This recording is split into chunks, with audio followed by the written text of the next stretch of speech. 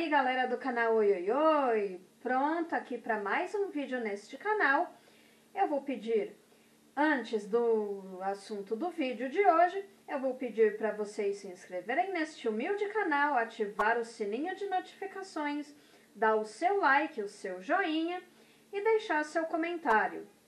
Tudo isso cria relevância no canal. O YouTube espalha o conteúdo do canal para mais pessoas, eu ganho mais visualização e mais inscritos chegam aqui neste humilde canal. Nós temos também o @canal Oi Oi Oi. É lá no @canal Oi Oi Oi que eu posto os stories todo sábado.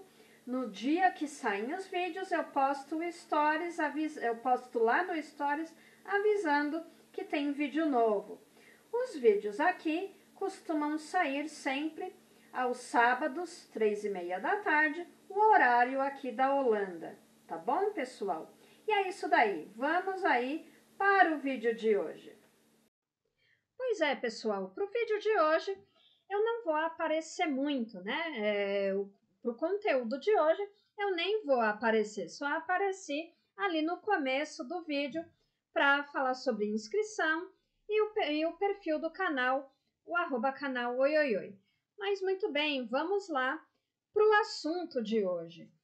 Março é o mês das mulheres, dia 8 é o Dia das Mulheres, e para esse mês eu vou tratando de assuntos aí sobre nós mulheres. E um assunto que atinge muito a nós mulheres ainda hoje, ainda nos tempos de hoje, é a misoginia, tá, gente? A misoginia seria o quê? Ela é uma palavra grega, tá? Que significa ódio, desprezo, preconceito contra as mulheres e também contra as meninas, tá? Dentro da misoginia também se inclui a exclusão social, a discriminação sexual, a violência contra nós mulheres e a objetificação sexual das mulheres também, tá? Na sociedade grega, né, a misoginia é uma palavra grega, então, dentro da sociedade grega, na antiga Grécia, as mulheres eram consideradas cidadãs de segunda classe. Ou seja, sim, os homens se casavam com as mulheres na antiga Grécia, mas muito mais pelo objetivo da procriação.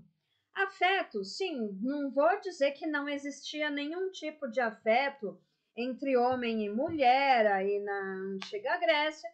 Devia existir, sim, algum tipo de afeto entre homem e mulher, mas muitas das vezes, assim, ou algumas vezes, esse afeto do homem, o afeto desse homem, ele era reservado para um outro homem. Muitos filósofos daquela época, filósofos famosos, tá, gente? Aqui eu vou citar Aristóteles, mas outros filósofos daquela época, eles reservavam o seu afeto para os seus pupilos, né? Para os jovens aprendizes lá de filosofia. O afeto que eu digo é o afeto do amor, tá? Por que eu digo isso, né? Hoje em dia, a gente ainda vê reflexos assim, que muitos homens, eles objetificam as mulheres, eles não são, como eu posso dizer, amigos das mulheres, né? Eles querem ter mulheres para transar, por exemplo. Vou querer pegar aquela menina lá só para transar. E o afeto, o afeto se tem muito entre amigos, né? A gente, infelizmente, na sociedade, no Brasil, ainda a sociedade ela é muito machista, então é encorajado, a gente ouve muito falar também, homem é mais amigo de homem do que mulher é amiga de mulher. Então, a gente sempre ouve, né? Porque mulher sempre compete uma com a outra, e o homem não. E o homem, ele tem ele reserva esse afeto para os amigos, muito mais do que ele reserva para a mulher. Assim, muitos homens, eles não veem a mulher como sua companheira, né? É um reflexo que vem aí da misoginia naqueles tempos da Grécia Antiga. E, como eu disse, né, assim, no vídeo passado, que eu ia fazer uma relação da misoginia com o caso da Elisa Samúdio, isso é um reflexo também. O que aconteceu com a Elisa Samúdio é um reflexo desse ódio, né, que os homens têm aí contra as mulheres, que foi o caso, né, o que aconteceu aí com a Elisa Samúdio. E eu vou começar a falar aqui um pouco aí da vida da Elisa Samúdio. Ela foi uma garota que nasceu em Foz do Iguaçu em 1985. Ela era filha de um arquiteto de nome Luiz Carlos Samúdio e de uma agricultora chamada Sônia Fátima Silva Moura. Aqui, o contato de Elisa com a violência já se deu através dos pais, porque a Sônia, a mãe dela, ela era constantemente agredida pelo marido, e havia também discussões por questões financeiras, e enfim, diversas discussões. Aí você pode até me perguntar, mas ela não tinha como ver como que era o cara, enfim. E, gente, quando a gente entra num relacionamento, não adianta colocar a culpa só na mulher, porque o comportamento das pessoas, né, a índole das pessoas, não vem escrito na cara, não vem tatuado na testa de ninguém qual tipo de comportamento ela vai ter com a gente. Então, essas coisas é com o tempo que elas vão se revelando. Então, foi isso que aconteceu com a Sônia. Foi com o tempo que o pai aí, né, da Elisa Samúdio, o Luiz Carlos Samúdio, foi com o tempo que ele foi se revelando uma pessoa agressiva.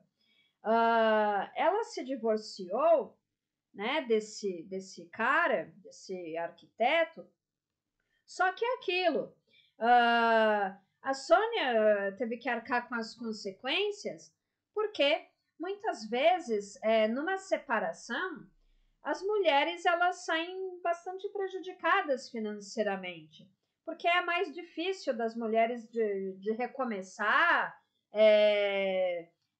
Às vezes as mulheres se casam, ficam sem amparo financeiro, então esse deve ter sido o caso da Sônia, e foi por esse desamparo financeiro, que a Sônia teve que deixar a Elisa sendo cuidada pelo pai, né, o Luiz Carlos, porque ela não tinha um aporte financeiro quando ela se divorciou para tomar conta dela e tomar conta da filha. Então ela teve que deixar a filha com o pai para que ela pudesse se erguer novamente financeiramente, para ter condições depois de tomar conta da Elisa, né?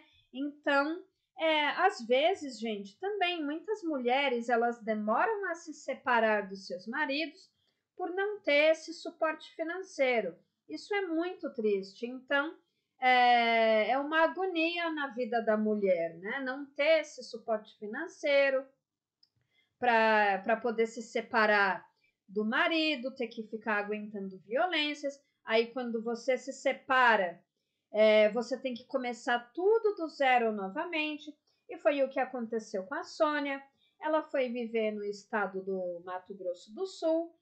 Lá ela acabou se casando de novo, teve um filho desse outro relacionamento, e lá ela e o novo esposo tinham uma propriedade onde eles plantavam pimenta.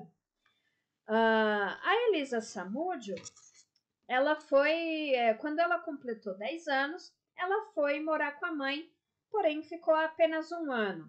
Aqui a gente não sabe o que pode ter acontecido porque Elisa ficou apenas 1 ano morando com a mãe. Não sabemos o comportamento do padrasto com a enteada, não sabemos se por pressão do pai Elisa voltou a morar com ele, então a gente há uma lacuna aqui, não sabemos o porquê. Elisa ficou apenas 1 ano morando com a mãe dela. Desde então, ela ficou morando 1 ano, voltou a morar com o pai. Aí o contato da Elisa com a mãe se dava por telefone. Às vezes ela via, às vezes ela não via, e a maioria das vezes o contato era telefônico. E bem, dando um salto aqui, quando a Elisa completou 18 anos, ela saiu de Foz do Iguaçu com o desejo de ser modelo, então ela se mudou para São Paulo. Em São Paulo, uma garota do interior do Paraná, vem para São Paulo, não conhece ninguém, passando dificuldades financeiras, ela começou a trabalhar como garota de programa.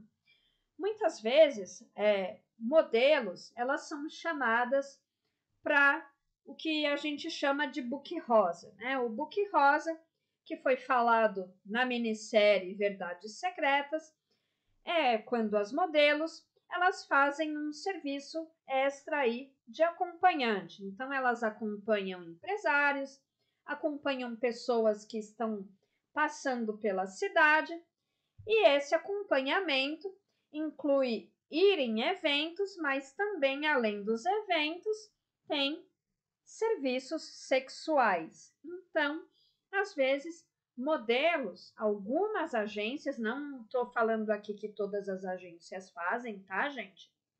Existem agências que são sérias, com trabalho de modelo, mas infelizmente outras não são. Então, infelizmente, Elisa Samúdio deve ter caído nessas agências, aonde a prática do book rosa é fato comum. E além de prestar serviços aí, né, de trabalhar como garota de programa, Elisa Samúdio também atuou em filmes eróticos para a produtora de conteúdo erótico chamada Brasileirinhas. Então, que era, não sei se essa produtora ainda existe, mas era uma produtora que realizava vídeos aí de conteúdo erótico. E bem, e como se deu o contato de Elisa com seu assassino? Pois é, Elisa e seu assassino se conheceram em 2008, no Rio de Janeiro. Provavelmente ela foi uma das garotas de programa contratadas para ir na festa de um jogador de futebol do Flamengo, no Rio de Janeiro. Lembrando aqui que o assassino de Elisa, ele jogava no Flamengo. E também, gente, lembrando aqui, traçando um paralelo, em janeiro eu falei sobre os assassinatos que chocaram a cidade de São Paulo. Um deles aqui, a assassina de Marcos Matsunaga, ela também prestava serviços como garota de programa. Para você ver, né? Elisa e a assassina de Marcos Matsunaga também têm esse traço em comum. Elas trabalharam como garotas de programa. Aí aqui, Elisa, ela foi nessa festa desse jogador do Flamengo aí, festa com orgia, enfim. Muitos jogadores, eles promovem essas festas, assim, porque jogador de futebol no Brasil, a partir dos anos 50, logo que o Brasil ganhou a Copa do Mundo de 58, então jogadores de futebol eles passaram a ter um status de celebridade e altos salários nos times. Então, muitos jogadores fazem essa prática de promover festas em suas mansões, em suas casas. E aqui foi o caso.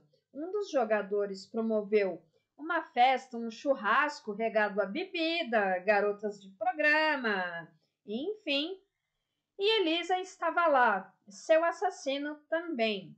Mas um fato aqui, né? Um fato que o assassino de Elisa, nesta época, muito provavelmente, ele já era casado.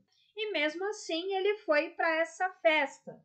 Então, não sabemos aqui que tipo de casamento também essa pessoa tinha.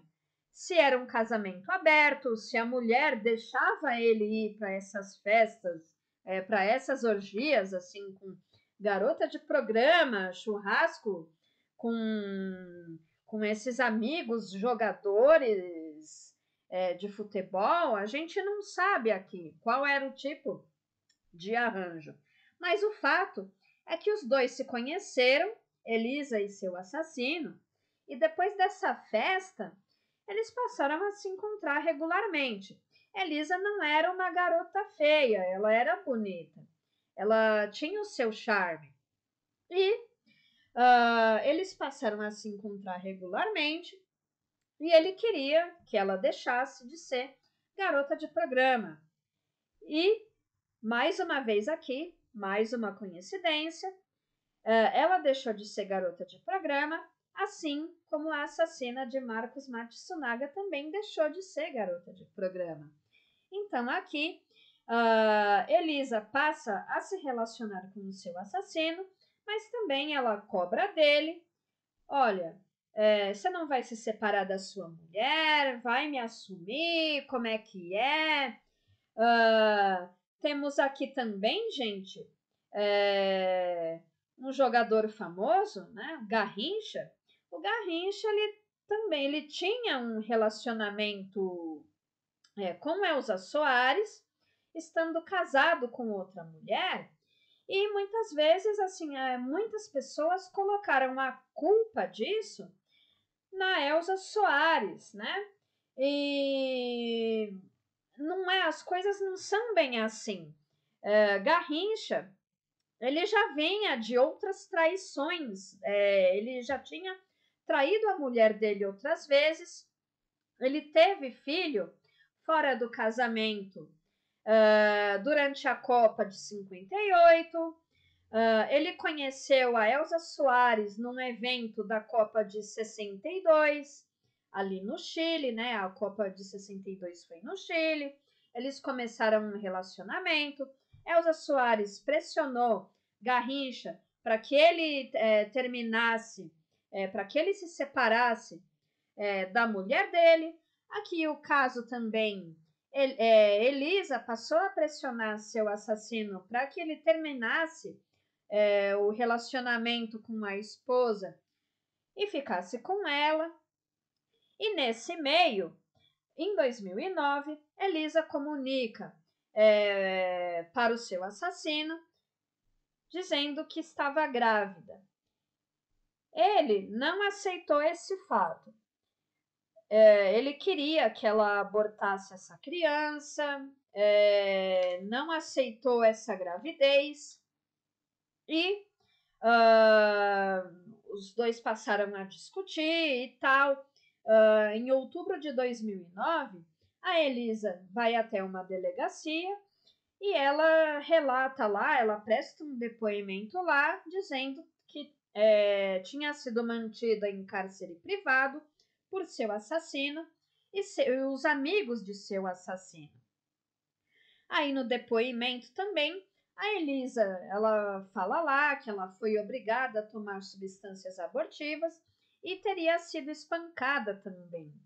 Nisso, Elisa estava no Rio, já mantendo seu relacionamento com seu assassino, morava lá, enfim. Nisso tudo, ela resolve, quando ela conta da gravidez para o cara lá, e não dá, assim, não dá resultado, porque ele não quer que ela tenha essa criança.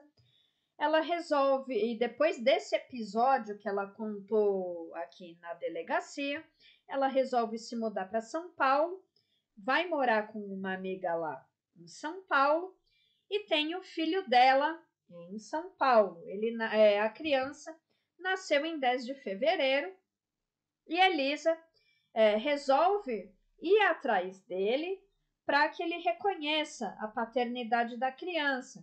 Mas aí ele pega e fala assim: olha, eu não tenho certeza que essa criança é minha, afinal você era a garota de programa e garota de programa sai com qualquer um. E vejam bem, né? Ele usou aqui o fato da Elisa ter sido garota de programa para dizer para ela, ó, não tenho nada a ver com isso, esse filho não é meu, porque você sai com um monte de cara, então eu tenho absoluta certeza que esse filho não é meu. E veja também que no caso da assassina também de Marcos Matsunaga, ela relata que Marcos também usou o fato dela ter sido garota de programa, né? Então, para a sociedade, é como garota de programa tem um peso assim muito pejorativo, posso dizer assim. É uma coisa muito assim, porque é uma profissão, mas é uma profissão que é muito mal vista, né? Muita gente fala que vida fácil, é a profissão da vida fácil. Mas será que é fácil mesmo? É fácil encarar pessoas por dinheiro? É fácil? Você tem que estar disposta a usar o seu corpo como uma pessoa quando você não está disposta a fazer isso por dinheiro. Nós aqui também não sabemos, mas por que ela foi ser garota de programa? Por que a outra lá também, que assassinou o Marcos, foi ser garota de programa? Gente, a gente não sabe o motivo, o porquê. E também não cabe aqui eu fazer julgamentos da vida de uma pessoa sem saber o que se passou na cabeça dessa pessoa, o porquê que elas viraram garota de programa. A gente não sabe o porquê. No caso da Elisa Samúdio, a gente nunca vai saber o porquê, né? Então, aqui eu não posso julgar, mas também eu não tenho como achar justo o fato de uma pessoa usar a profissão da outra como um fato que desabonasse a conduta dessa pessoa. Por quê? Gravidez acontece, pode ser, esse filho não é meu, ok. Ele pode alegar isso, que o filho não era dele, mas no mínimo caberia aí um teste de DNA, porque dinheiro ele tinha para isso. Dinheiro para teste de DNA ele tinha como pagar e fazer, tá? E o mesmo aí, o assassino da Elisa, aí ele acusou, né? Ele não queria reconhecer a paternidade da criança, usou o fato de Elisa ter sido garota de programa e o fato dela ter sido garota de programa a fim de dar, quando ela conheceu seu assassino, para dar o golpe da barriga nele por conta da fama e do dinheiro do cara. Pois é, né? Enfim, Elisa, que estava em São Paulo, ela voltou a morar no Rio para pressionar esse cara aí a fazer o teste de paternidade. Ele começou a pagar hotéis para ela, só que ele estava enfurecido. Ele estava enfurecido com essa com essa exigência aí, né, de pensão, essa exigência de reconhecimento de paternidade, porque aí ela entrou com uma ação, com um advogado, juizado, tudo, e ele prometeu se vingar de Elisa. Então, foi isso que aconteceu em junho de 2010, o que nos leva ao desaparecimento de Elisa, num sítio no interior de Minas Gerais, tá? O relato diz que o mesmo, né, o cara aí que assassinou Elisa, ele convenceu ela a ir lá para o sítio que ele tinha em Minas Gerais, porque ele estaria disposto a entrar num acordo com ela sobre a pensão da criança aí. Elisa, nesse dia aí, nesse mês de junho de 2010, ela foi nesse sítio para conversar com o cara lá. Só que ela foi e nunca mais foi vista. O filho dela foi achado numa comunidade na cidade de Ribeirão das Neves, que fica na Grande BH. Os depoimentos aqui dizem que a esposa do assassino ela estava envolvida também no crime, tá?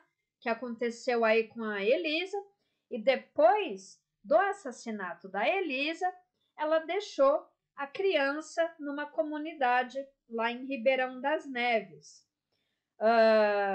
No dia 26 de junho, a polícia declara ele como suspeito do desaparecimento de Elisa Samúdio, porque também a polícia foi lá no Rio de Janeiro investigar e na casa do cara aí, do assassino, estava o primo dele, um primo adolescente, estava na casa do cara, na Barra da Tijuca, e esse primo adolescente, ele diz para a polícia que sim, que ele deu uma coronhada na cabeça da Elisa Samúdio e dessa mansão aí, desse condomínio na Barra, ela foi levada para o sítio do cara lá em Minas Gerais.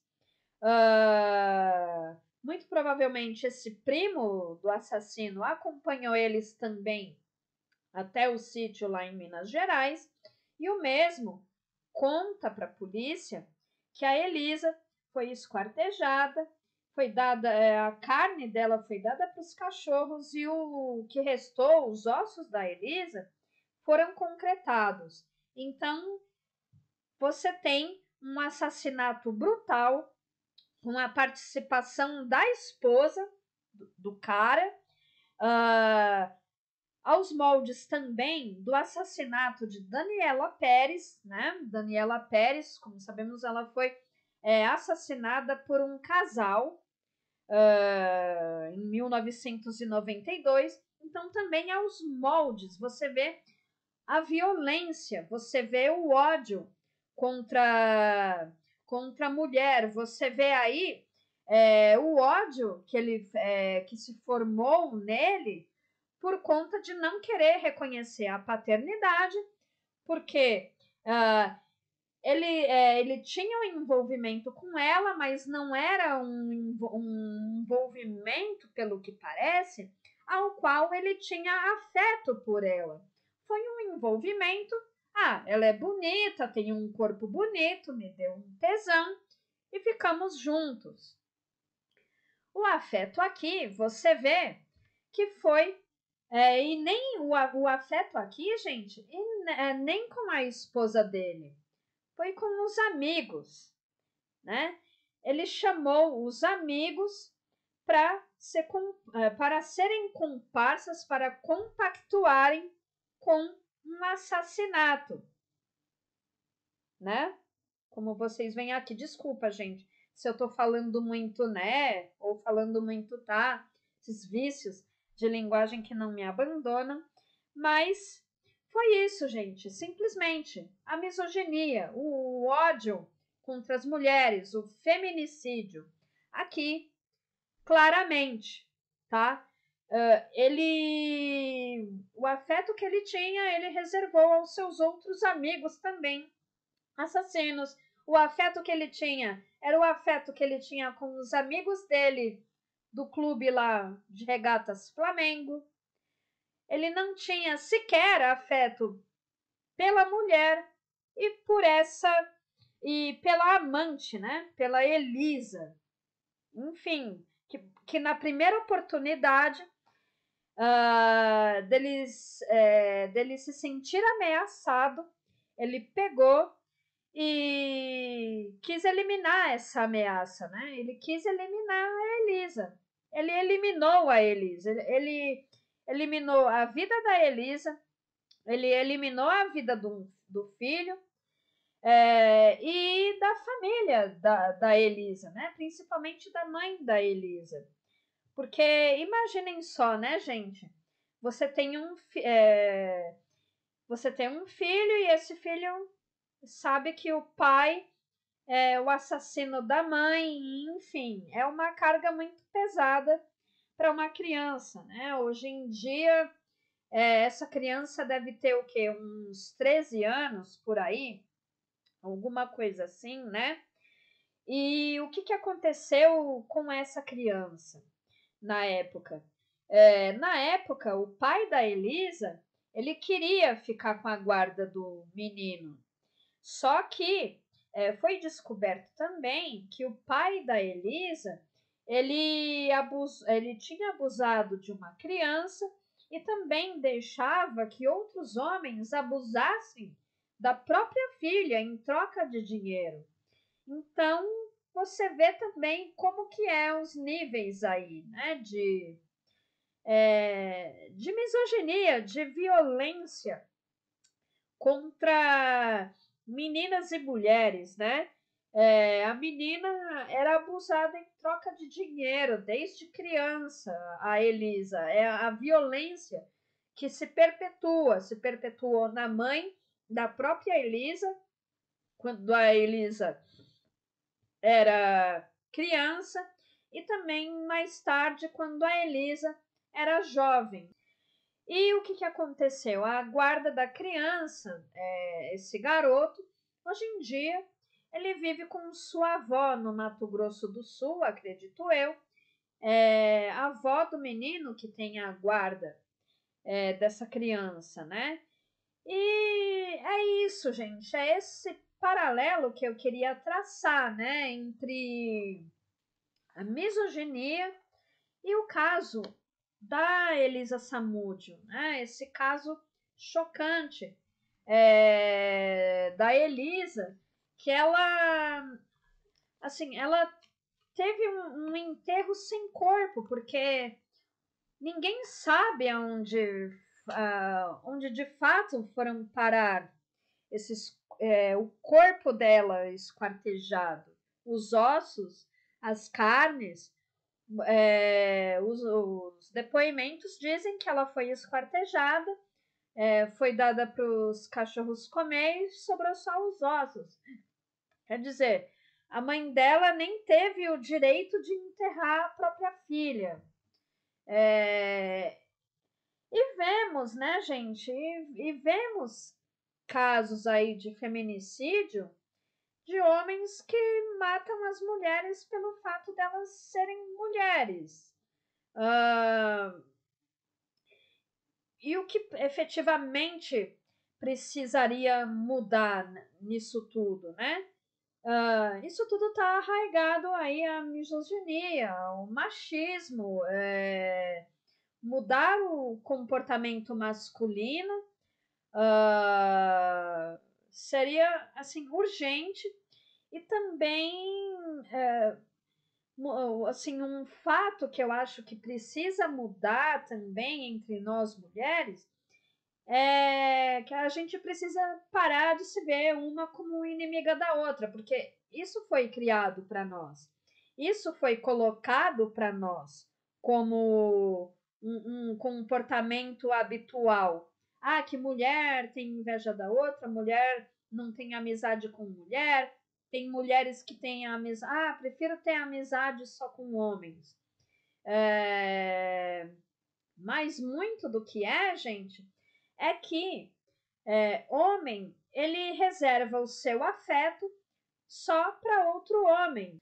Mas nesses casos assim, gente, o que eu poderia dizer? Uma homossexualidade velada, a tal da broderagem, também se inclui nisso.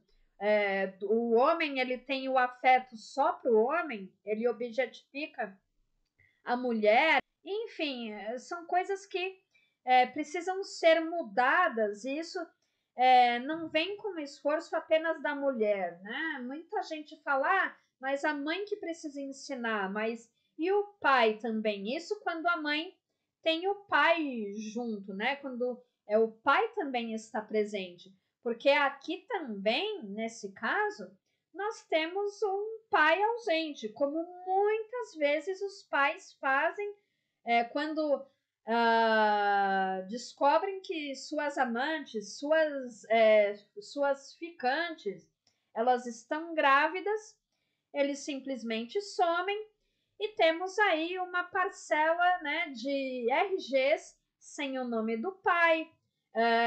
Ou se não tem o nome do pai, nós temos aí muitas vezes esses pais que mandam de fato abortar essas crianças, ou eles abortam essas crianças vivas, né? Porque eles não estão ali presentes na criação dessas crianças, ou eles mandam de fato, dão dinheiro para essas amantes, essas ficantes, elas tirarem essas crianças. Vemos por aí, né? Muitos homens casados que posam aí, não, porque sou família, cidadão de bem, e muitos, né? Há muitos casos desses família, cidadão de bem, que eles mergulham aí na hipocrisia e tem essas atitudes de abortarem as suas outras famílias, ou mandam de fato a mulher tirar a criança, enfim, né, gente? É o que acontece muito por aí no Brasil. E esse foi o papo de hoje, né, gente? Um papo aí sobre o caso da Elisa Samúdio e a misoginia que ainda é presente na nossa sociedade, né? O próximo assunto do canal eu vou falar sobre as mulheres na era vitoriana. A era vitoriana é aquela que compreende aí o reinado da rainha Vitória no século XIX. Então, é sobre esse assunto que eu vou falar no próximo vídeo do canal. E vou pedir aqui novamente para vocês se inscreverem no canal, ativar o sininho de notificação, dar o seu like, deixar comentários e se inscrever lá no @canal Oioioi, tá bom, pessoal? É isso daí, um beijo para vocês, fui!